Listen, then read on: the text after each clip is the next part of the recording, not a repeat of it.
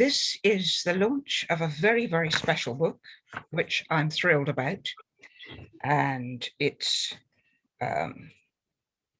Grave Seas by Hussam Eddin Baramo.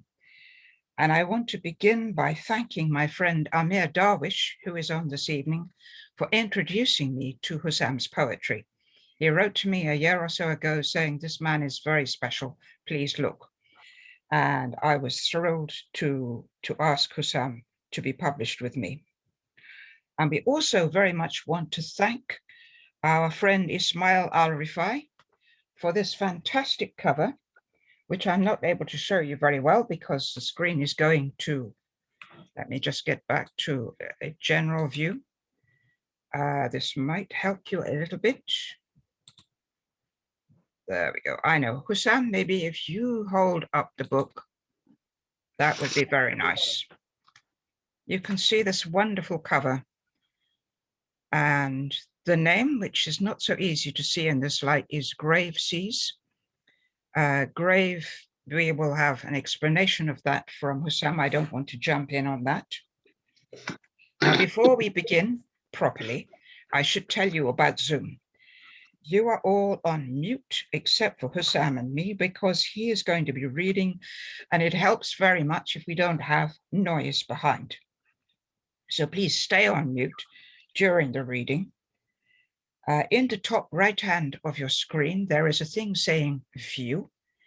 And if you go there, you can choose either to see everybody's face on your screen or just the speaker, which is Hussam at the moment. There is a chat button where you can leave messages and you can find the name of the book. And there will be a chance later to ask questions after the reading. So now I would like to introduce my friend and fellow writer Hussam. He is a journalist and writer from Syria, where his father ran a publishing company. As a child, Hussam would visit the company, and he loved the smell of industrial ink and paper, and the noise of printing machine spitting hot books. Now the family were hoping for a better life and a liberal political system. So in 1969, they moved to Lebanon.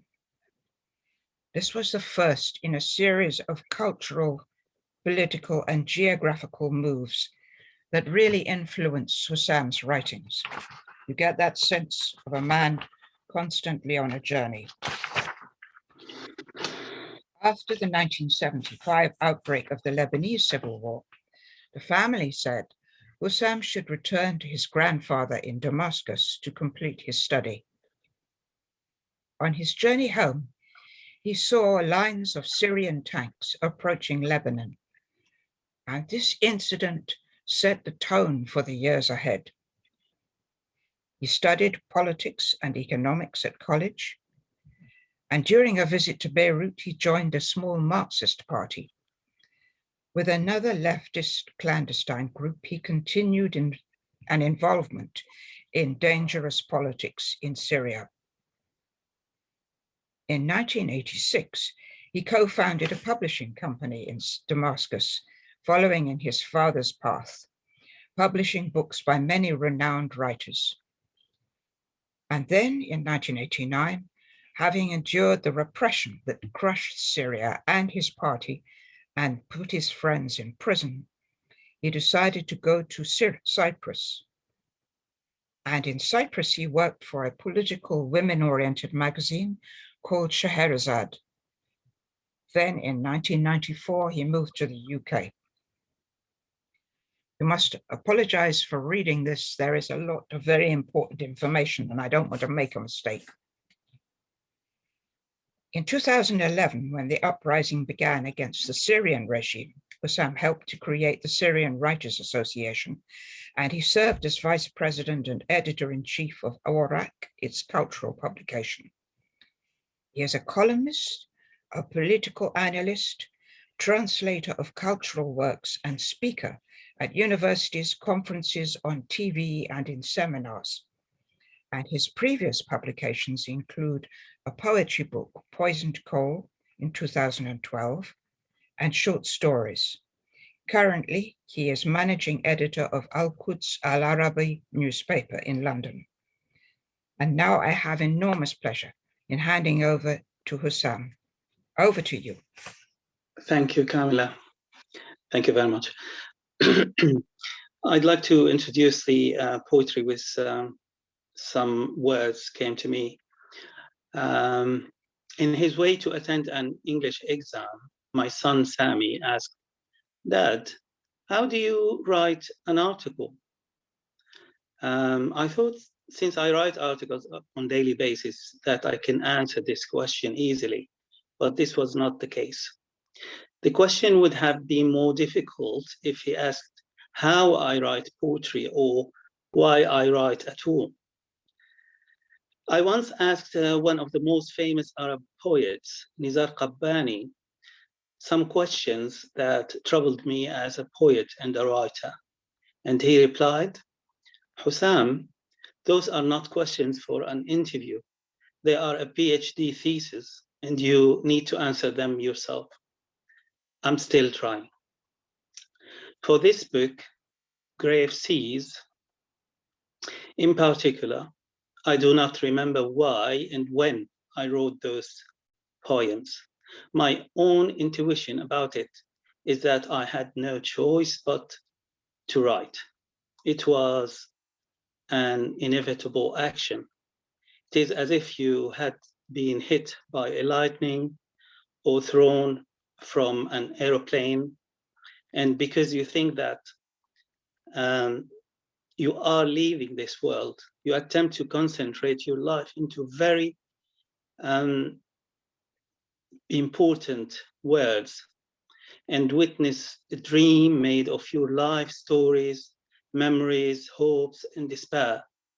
And God knows, we Syrians have a huge load of stories, memories, hopes, and despairs.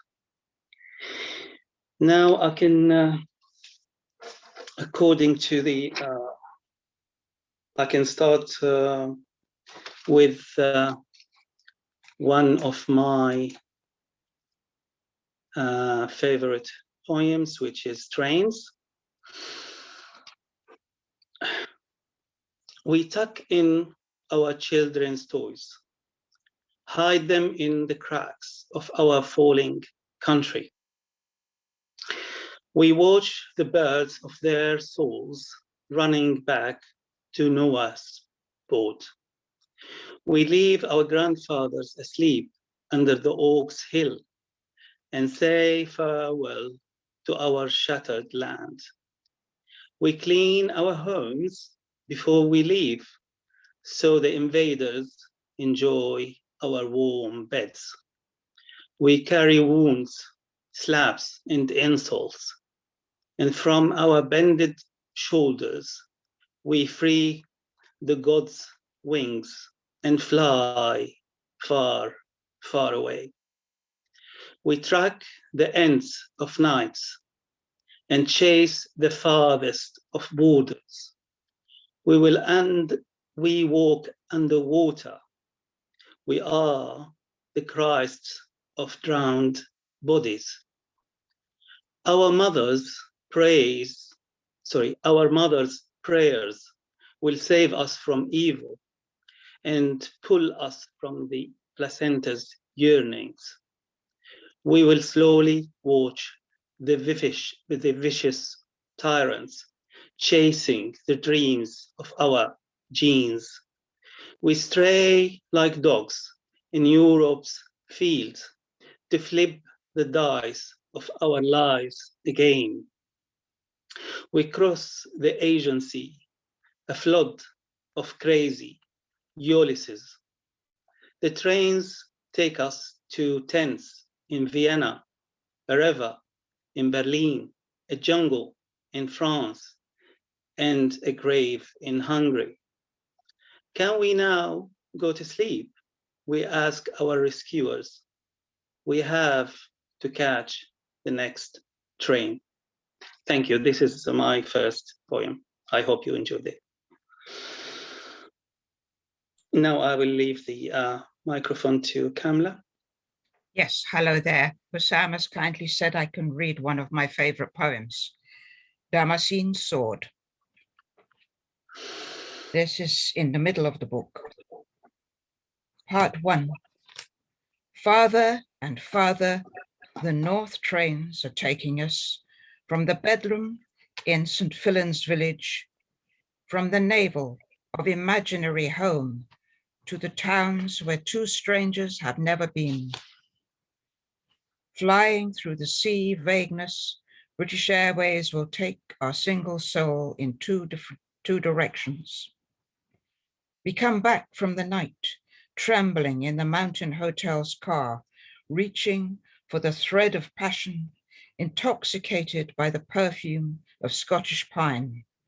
Strangers will become lovers. Our clothes will moan in the cottage. The tree's womb will embrace us. Our laughter will shake the candles. The squirrels tread on dawn. The stairs coil, the rain falls. The dust scatters. We fall into water, into the core of meaning, uncovering what our soul has left behind in the grave depth of Loch Earn. We dance to the music of Theodorakis. We melt into each other with the rhythm of salsa. We are on the knife edge of happiness. I will not make love to the Brazilian dancer. You will not get jealous and crazy. Our howling is making waves in the mountain. A herd of tigers conquering a forest, our wildfire flaming the place. Seduce me with your accent, with the desire for a child, with the hope for a future.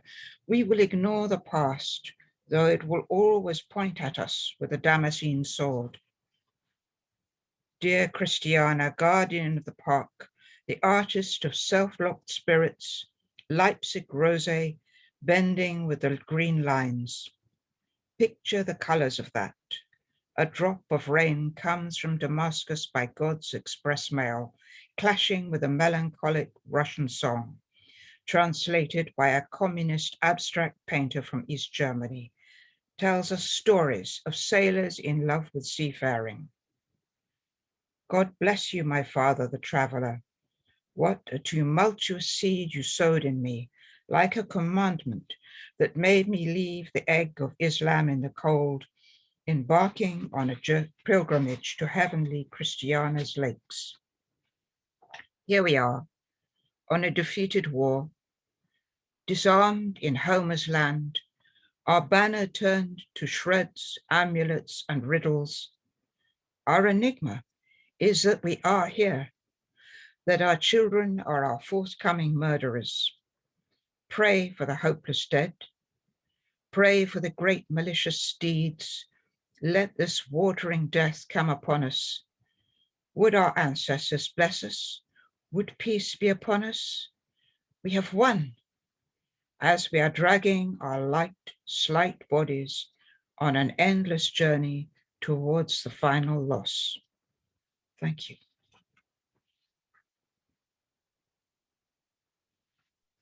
Thank you, Kamla. Okay, this is my second poem. The third will be read by my daughter, Julia. And let's start. The Happy Symmetry. From my home inside a cemetery, I watch the dead. A wife trying in vain to move her husband. He again is on top. A child is trying to reach out to her plastic doll. As she falls, her pupils glow with shreds of green glass. Her weak legs are crushed with an invisible sickle.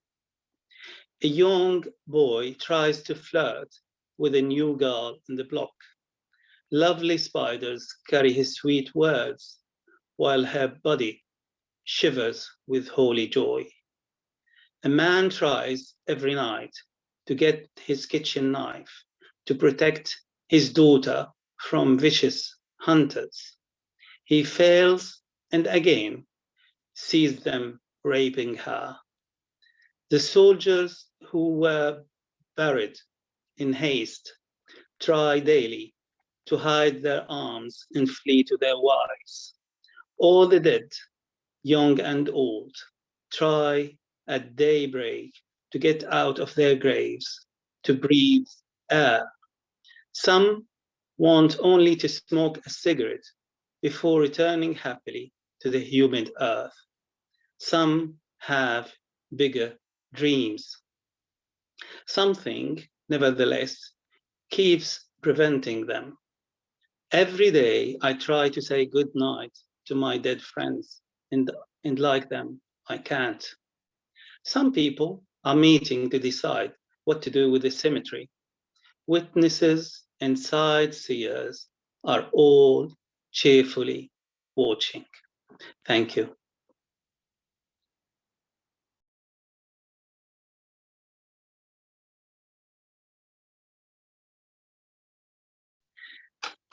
Shall we bring Julia for a third?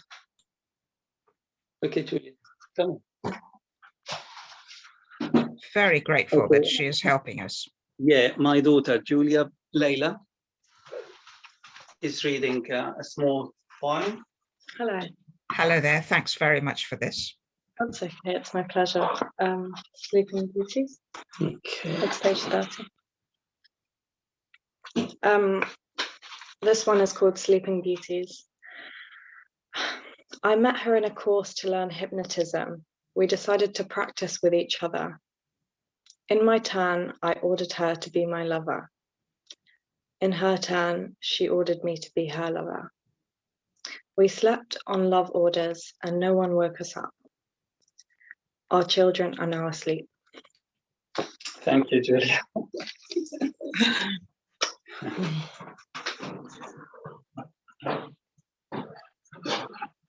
Okay, I leave it in your hands. And now I think you have one more poem, Predicting the Past. Oh, I see. Okay, one moment. Are you all right with that? Yeah, that's fine. Okay. It's on page 34. Yes, 34.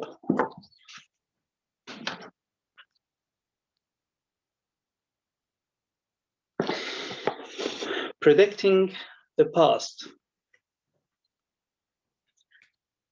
I am the helmet of sorrows. I predict the past. I wake the dead from deep nightmares. I recall the ambassadors of astrology to count the flower of skulls.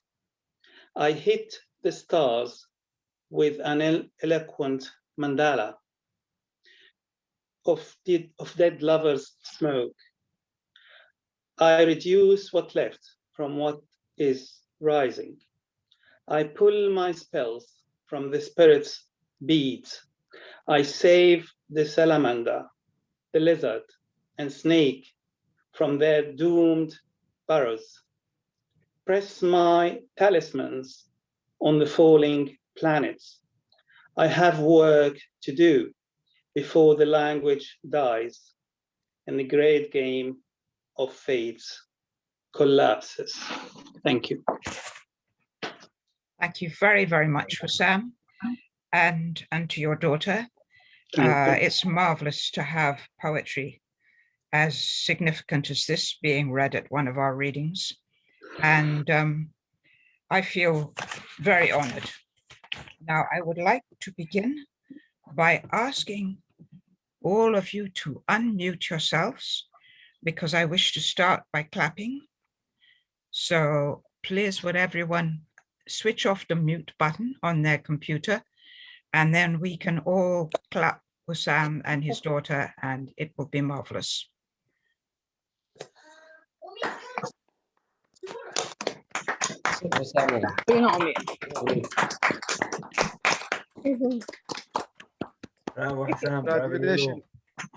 Thank you. I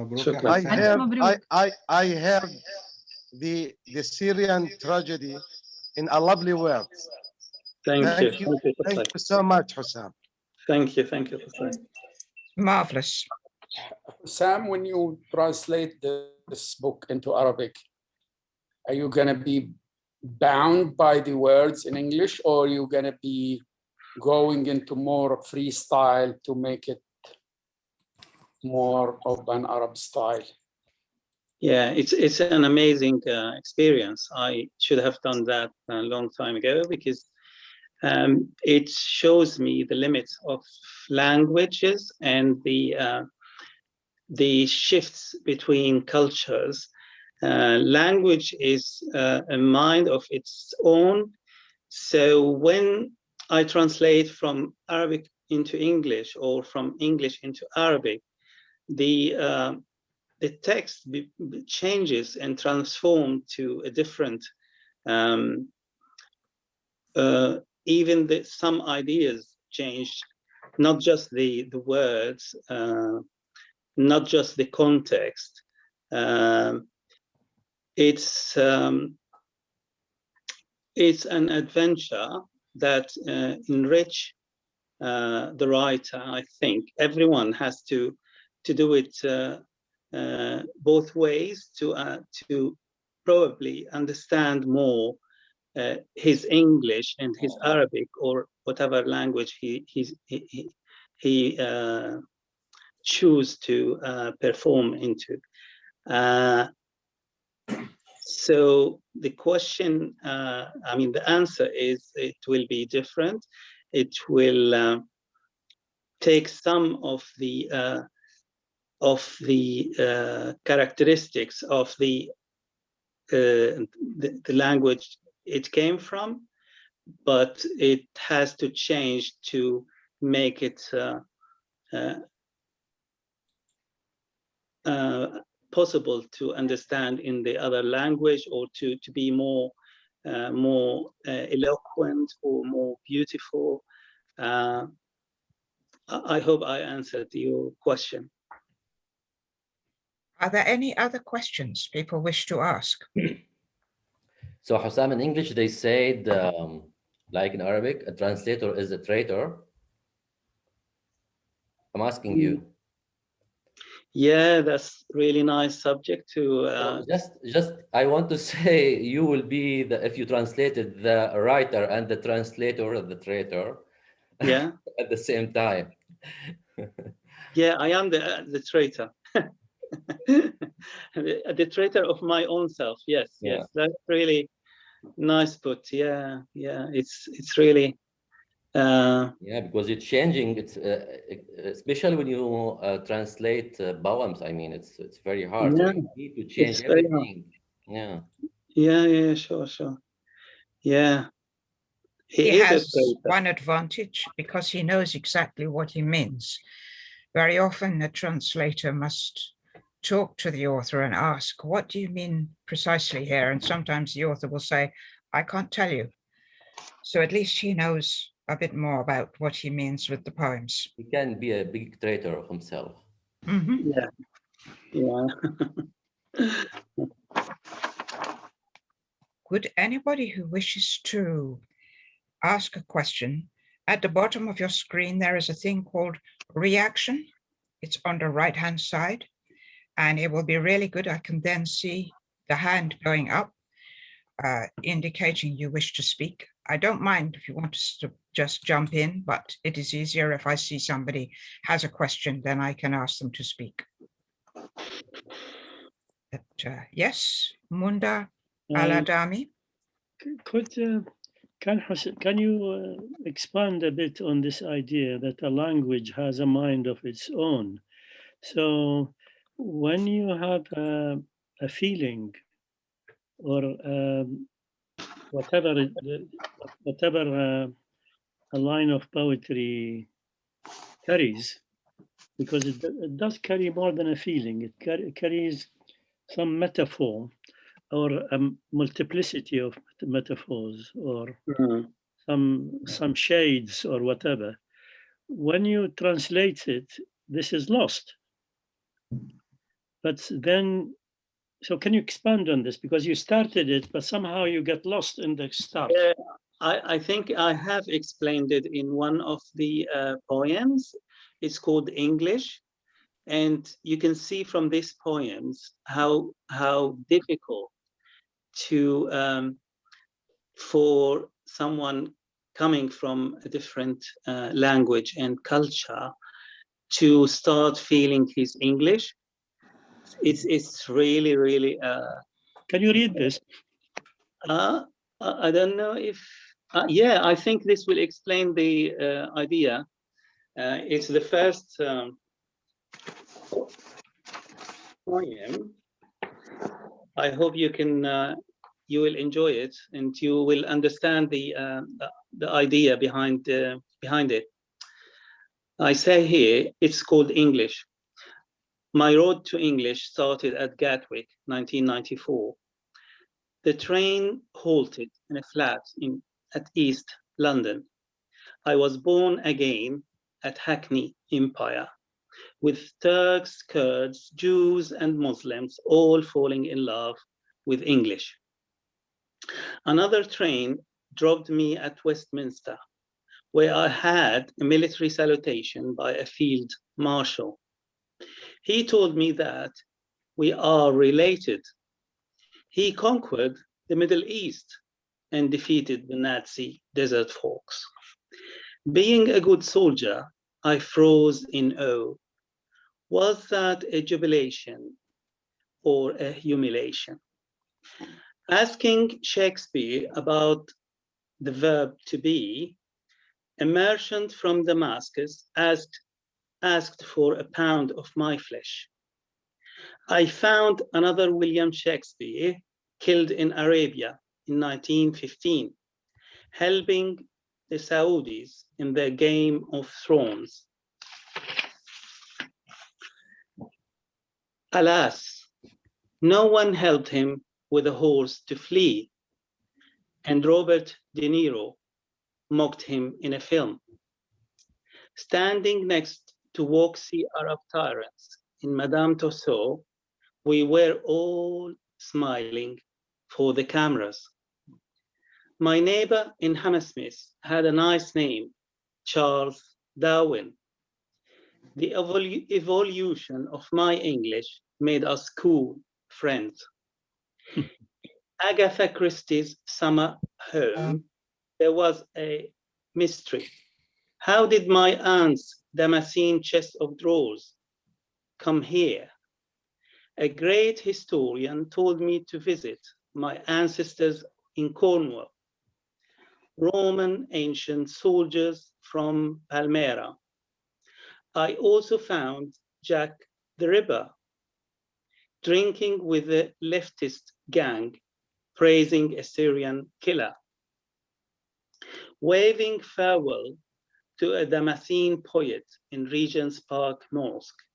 The Pakistani Imam greeted me by an Islamic speech in English. My son became a fan of Arsenal. It was also the favorite team of Bin Laden. In my English Odessa, I had to choose my political inclination, Coronation Street or EastEnders. The entangled drama kept running in my dreams, flashing with green Arabic subtitles. I took a selfie in Trafalgar Square, but the photo did not show me. It was the last of the Moors sighing. We died in that place. I took my family to Les Miserables. There we found our real selves. We finally are English. So practically, we found ourselves as Les Miserables. You have answered very well. Yeah. Hussam, we have 3 people wishing to ask questions. Can I start with Wael Sawa? Do you want to unmute yourself, Wael? That's right.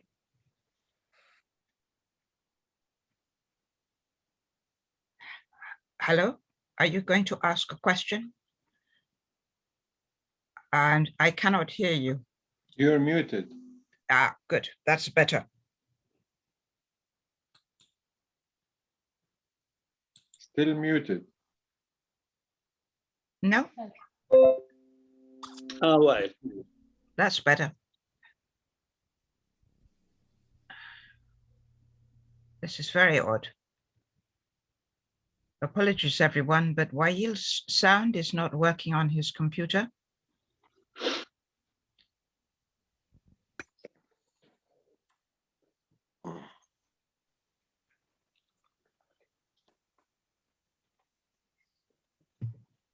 Yeah. Can you speak, Wail? No? Okay, I think he's saying somebody instead of him can do it. He can do it later. okay.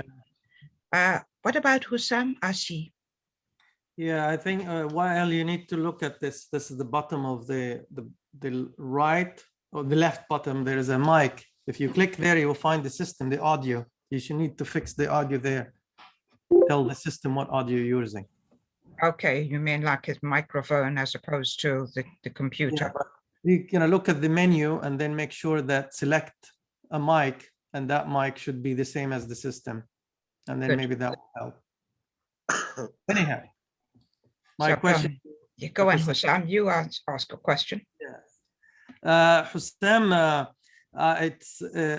I'm interested by the fact that you chose to translate it yourself instead of giving it to someone whose English is his mother language, or as for instance with Omar Khayyam, Edward Fitzgerald translated his. And I'm here just speaking even with some great writers here even in Hollywood, and they love reciting his poetry. And sometimes I wonder when it's translated by someone who is not the source in the original language, you get more or less or the same. So what was the process for you? And I know you are, I mean, I read your Arabic, and your Arabic is incredible, and it's the highest level. And I'm not sure how much you invested in in English literature and English poetry. Were you also exposed to that kind of poetry, the English language poetry? I mean, I love poetry. I love English poetry as well. I think this is an adventure. This book can be translated again to English, although it is written in English, and can be translated into Arabic. I am playing, I mean, poetry is a way of playing with words. Sometimes they play with you, and sometimes they suffocate you. I mean, let's see how things will go. I enjoyed it myself. The people who read the book enjoyed it. So as far as I know, it is working fine for me. But we'll see how things will go. I would like maybe later on to have a visit and see why I wrote it this way. Sometimes you edit your own poetry in the language you wrote it in. I mean, let's say in Arabic. When you visit a poem after 10 years, you might think of changing some words. Maybe you say to yourself, why I did it. So it's a game. Let's play the game. I would also say that it is very much a book written in English, which will one day perhaps be translated into Arabic, as opposed to an Arabic set of poetry, which has been rendered in English. It's very much English poetry. And I agree with you, Hussam. I think I go back to my poems, and some of them I would change, but that was who I was in the past. And they are true of that time, even though I might want to write the same on the same subject, but differently now. So thank you very much for that question. Can we hear from Amir Darwish? Yes, hi. Thank you. Congratulations, Hussam. Great achievement. Congratulations, Camilla. So my question is to do also with language. The writing process sometimes differs from the thinking process. Did you think in your mother language when you first gave birth to these poems? Or did you think in English because you're going to write them in English? And what was your first book in English? Yeah, I thought in English, but I mean, my English, like you can see, it's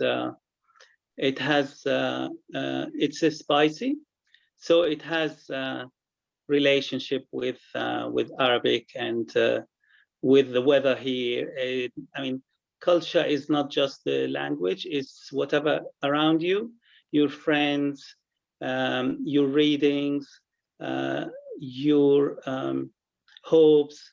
So it's it's English, it's spicy English. But I mean, even if I was born English, I would have some salt and spice into my language to make me different from other English writers.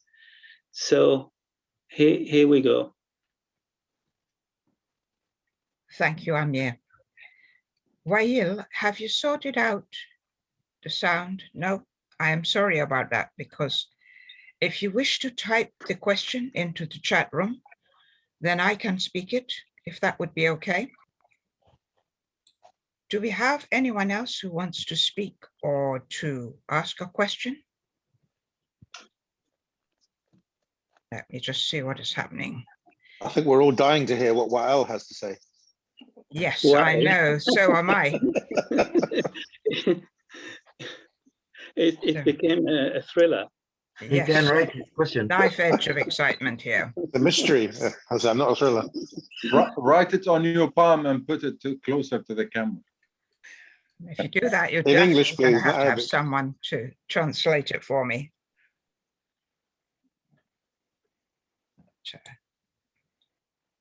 So there are messages in the chat room. Sadly, I can't read all of them. Okay. Let me see if I can see them. Here. Chat 33. So there is no questions. Yes. Ask a question. Go on. Yeah. Camilla? Yes, please ask. Right. I'm just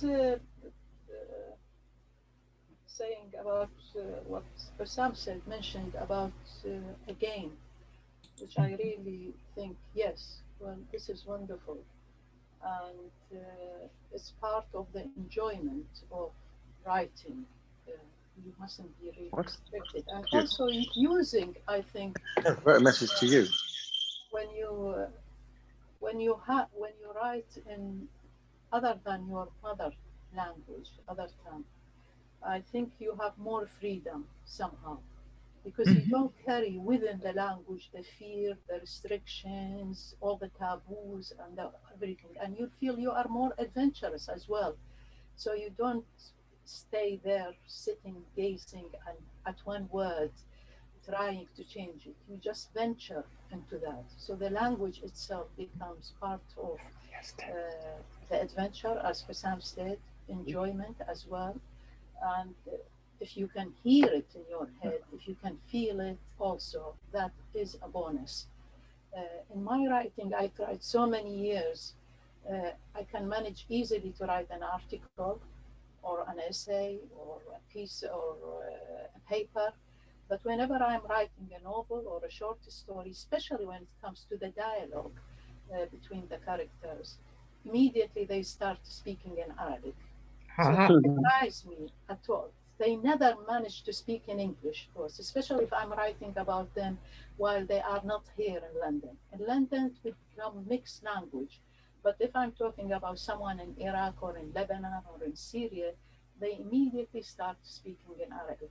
So it's rather complicated, but if Hussam found the enjoyment and doing that, it's beautiful, really, really nice. And I loved his poem, the first one, about the language. It's such, I think it's a treasure.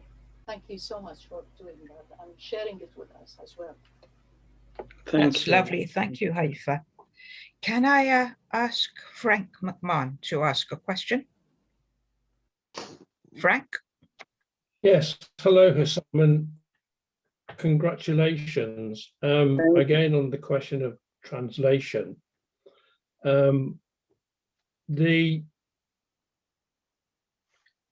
don't read or speak Arabic, but I know it is a different sound world to English with different rhythms. And for me, in reading or writing poetry, the rhythm of a poem and the sound of a poem matter as much as the meaning. So when you're translating into Arabic, how much do you think you might need to adjust the words and the meaning to fit into the sound world and the rhythms of Arabic? There may be some things need to give so you can bring other elements in from your own original home culture. Yeah, pretty much actually. But again, the Arabic language I'm using, it's mine, so it is again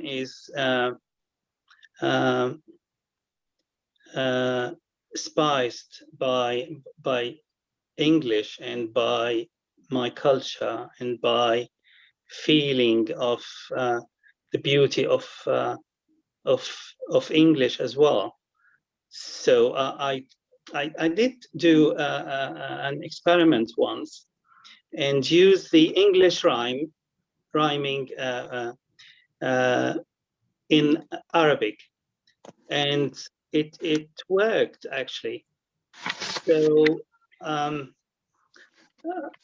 I mean, in terms of words and metaphor and stories, you can still get the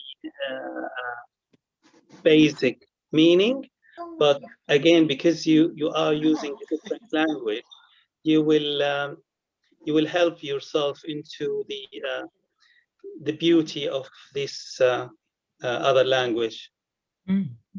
I have something to say, if I can, in this subject, please. Fire away, yes. Yeah, yes, I'm talking from my experience. I'm author, I'm write in my mother language, which is Arabic. We have we find some difficulties when they translate from the Arabic to the English, because the Arabic is much wider than the English language. So when I write in Arabic and I enjoy what I write in Arabic and give to somebody to translate, and I get the English copy, I don't feel what I write. It gives the meaning, yes, but you don't get the deepness of what you write. This is a big problem between the languages, because the Arabic is much wider than the English language. For an so Arabic just I speaker. want to say this. This is a big challenge. I agree with you.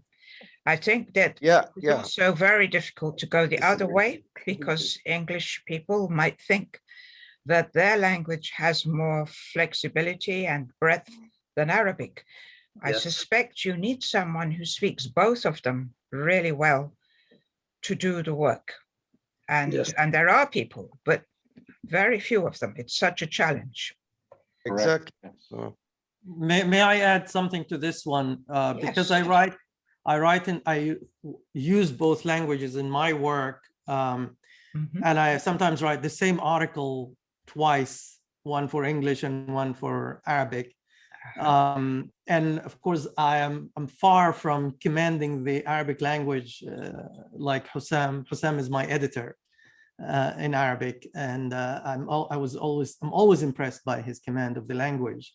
I can never reach his level, but yet when I read poetry in Arabic, it fires all kind of emotions in me that I can never sense when I read poetry in English. Exactly. Although my English is stronger, my English is stronger than Arabic, but yet still emotionally, I feel more connected with the Arabic language, maybe because I grew up in that culture and I feel I have the sensibility of an Arabic human being. I'm a Palestinian, so the emotions, it's not just the language, it's the emotions that come with it. And also when I write in English, I'm not like a translator. I am aware of the sensibilities of my audience, the English audience. When I write for Arab audience, I think differently. If you read my article on Al-Quds al-Arabi, and then you read it in English, you can see the difference. You can see one is written for English audience and one for Arabic audience, because the Arab audience, I know how they feel because I feel like them and I know what kind of sensibilities they have. And then I know the English audience who have different sensibilities and different culture, different moralities. And you have to be aware of that when you write it. Exactly. It's beyond the language. Exactly. We are talking the same point. You lose the soul. You get the meaning, but you lose the soul. Yani like a body without soul. This is exactly what I mean. That's why when Hussam write in English, yani the mother language, it's the language which you are talk, you are dream, you are right. I am surprised. I'm very happy for Hussam to write in English and poetry. It is a big challenge, because if he can get to write in English and give the soul in his writing, what he can do it in Arabic, that's great. Thank you. Thank you very much. Now, Julia, you were asking to speak. Do you want to unmute yourself? Hi, I'm here with my best friend and we both have a question. I want to ask my dad, how long did it take you on average to write each poem? And did you write each poem all at once or in segments? Yes, of course in segments, but like I said in the introduction, I really don't know how much time it took me. It didn't take much, but to edit it, come back to it, and think this is the main concept, the main idea I wanted to deliver. It takes time. My work is an editor, so it's something I can't help it. I can't escape it. Maybe if I am just a poet, I can just write it once and give it to the press. It doesn't work like that. Because I was a poet before I was an editor, and I can tell you that the moment you put it down as a typed thing, you start to pick holes in it. And I find it easiest if I write with a pen on a piece of paper, because it stops me trying to edit while the poem is coming out. But eventually I begin to make a critical approach to it. Now, yeah, we had a nice comment from Fadwa, saying that the English language is as rich as the Arabic. So thank you, Fadwa. That is a kindness of you, because for me it feels like it is, but clearly for some people it will feel very different. And I think I remember when I lived in France for a while, I began to dream in French. And it was only at that point that I spoke in meetings without thinking about it as a French person. And I think there is a kind of transition which Hussam has been making as he lived here. He has been absorbing English as you do when you're a child from the people around you, without all the formal teaching. He has picked up some of the things that move me as an English reader very, very much. So I think he has already made part of that journey, but certainly going back into Arabic with these poems will be an enormous challenge. Yes, it would be. Yeah, I believe so. Let me say something. Can I? Are there any more people who wish to ask a Yeah, question? I want to just make a short comment. Yes, please do. I want to hear the reaction of my friend Hussam. The poetry, writing poetry has to have some kind of talent, but this talent is not rigid, it has to develop, and especially with education. And if you and I am sure, we followed the difference between the early poems of Mahmoud Darwish and his latest poems. And you can see the difference between Mahmoud Darwish, the talented poet, but also you see Mahmoud Darwish, the completely different, complex, educated, global knowledge poetry. So I want to have your reaction about these two elements in poetry, between the talent that it comes maybe naturally and the education. I mean, if you compare between the poems of Nizar Qabbani, his early poems and his latest poems, you don't see much difference. I mean, he basically kept expressing that enormous talent that he came up with these great poems. But you can see the difference in Mahmoud Darwish. But do you agree with me? Do you have any other comments on that? If you are talking to Hussam, I believe, yes? Yes, of course, yes. Yeah, I mean, it's a nice comparison between Mahmoud Darwish and Nizar Qabbani. Like you said, I mean, the level of talent in Qabbani kept on the same level, although he also improved his tools and changed a lot. But I mean, Darwish is more complex because his circumstances and his, again, it's a very good point you mentioned, education. I mean, keeping your mind busy with questions of the world around you, of politics, economy, physics, chemistry, whatever, will enrich your poetry. So I agree with you. Darwish situation is complex, but he managed to level it up to become the icon he was, because he kept improving and kept touching the magnificent centers of poetry in his situation and in the world. So I agree with you. Yes. So just to add to that comment, I mean, Mahmoud Darwish didn't write first about Native Americans and what happened to them, but then somebody drew his attention that how could you ignore the tragedies that the Native Americans went through? So he went into reading, and he wrote that great masterpiece, the speech before the last of the last Native Americans. Such a great poem. Just to add to the, I agree with you. Yeah, exactly. Yeah.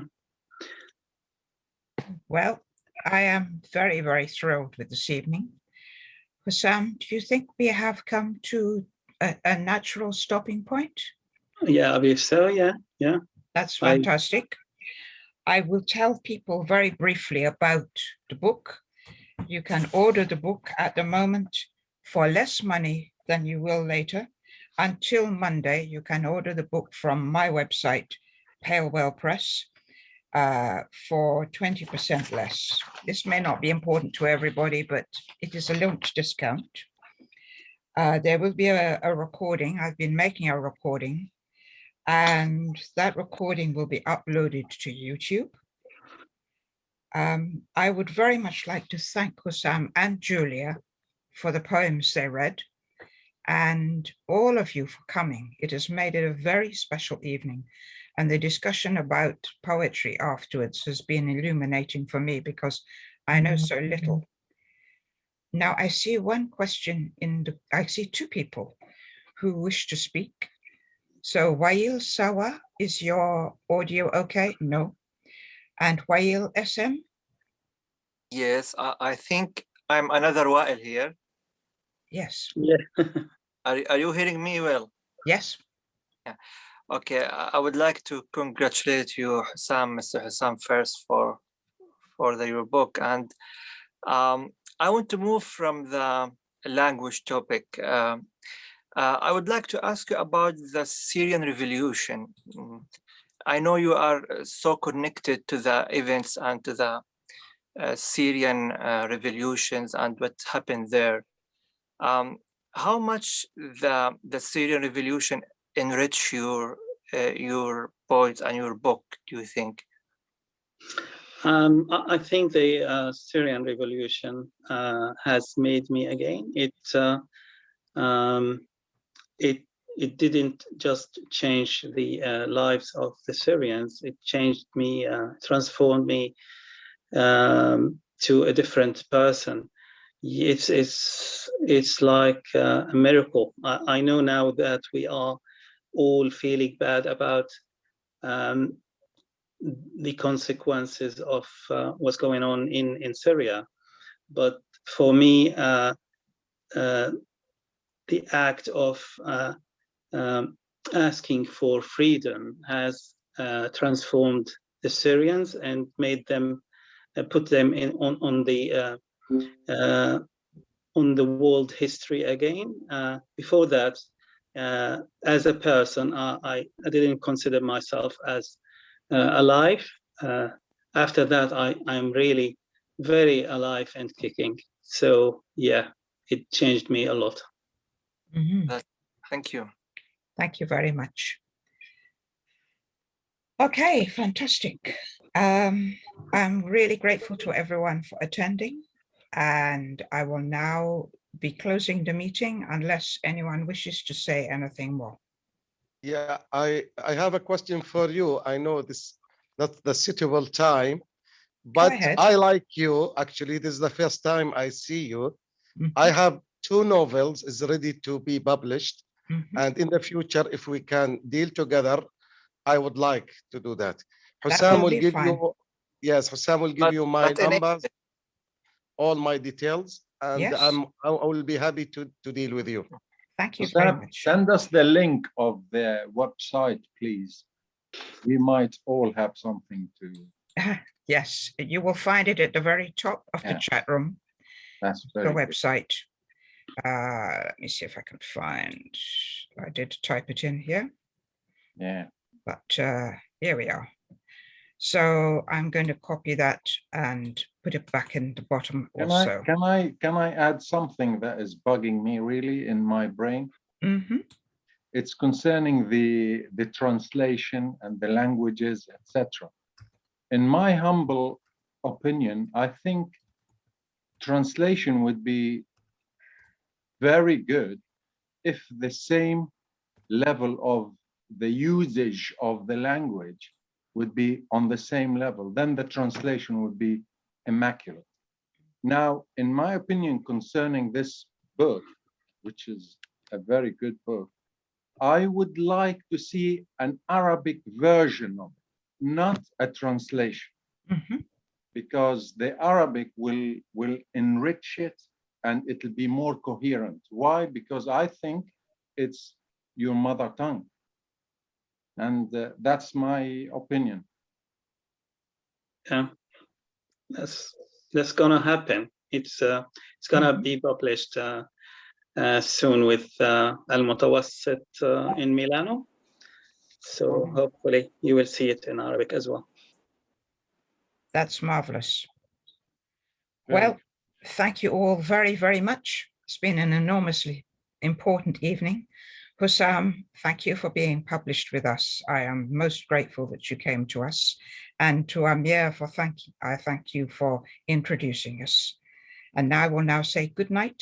It's been a pleasure. You will find, if you look at the bottom of the chat room now, you will find a link to my website, or you can ask Hussam himself how to get here. Thank you so much. Great, thanks. Congratulations. Thank you. Congratulations. Hussam, Mabruk. Bye-bye. Thank you so much. Lovely to see you all. Mabruk. Thousand congratulations, Hussam. Thank you. Congratulations, Hussam. Thank you. Congratulations. مبروك everybody. مبروك مبروك حسام. ما اعطيتونا وقت Thank لنسأل. you. ألف مبروك أخوي. ألف مبروك حسام على الطريقة السورية. طع طع طع طع. Bye-bye, everyone. Bye-bye. Bye-bye.